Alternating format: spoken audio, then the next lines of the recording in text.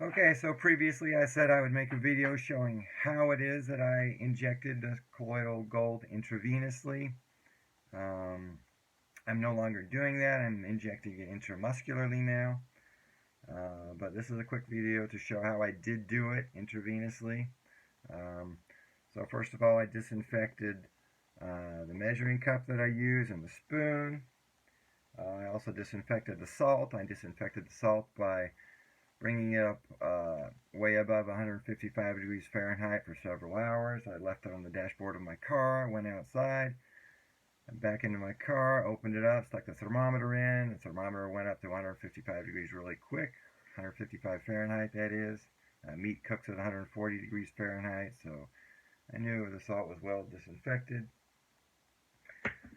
Of course, I have the rubbing alcohol that I put on the injection site. So the first thing I would do is I would take my cap and I would weigh it on this little scale that I bought just for a few dollars on Amazon. The little scale says 2.83 grams. Okay, then I take my salt and open up my salt container. I sprinkle just a little bit of salt on it till it goes from 2.83 grams to 2.88 grams. At that point, it's 0.05 grams of salt.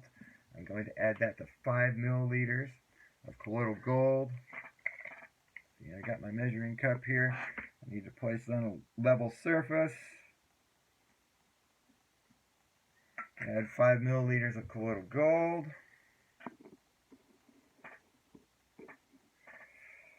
And then I take my 0.05 grams of salt. I would add it to it.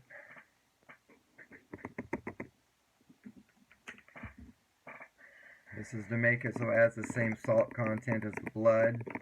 If you don't do that, it could make the red blood cells explode.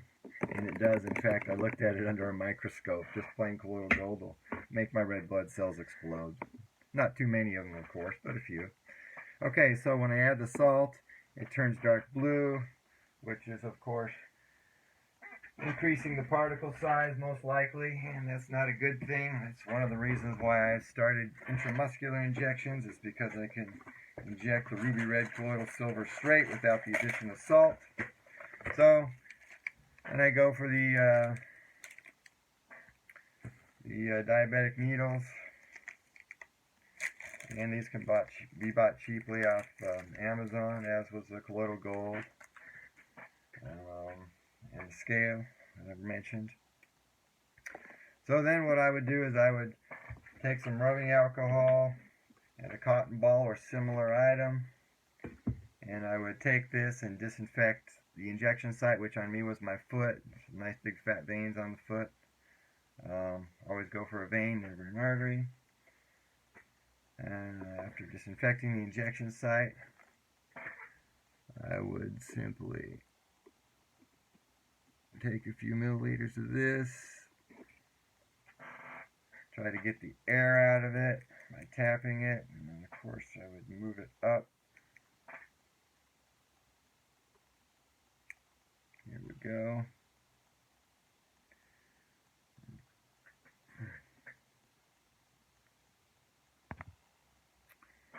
Sorry. Okay, and of course I would push it up to 1 cc. And then I would stick it in the injection site, right in the vein, and I would slowly squeeze it out right into there, and I would remove it, and then I would put this disinfected item on top of the wound for a minute, and that was that. That's how I did it. But again, I'm no longer doing that. I'm doing intramuscular injections. Disclaimer, let's see. This is provided for entertainment purposes only. It could be seen as fiction, but I take it very seriously. I am not a qualified health professional. Always consult your doctor before doing anything relating to my videos. This is Robert Holiday. Talk to you later. Bye.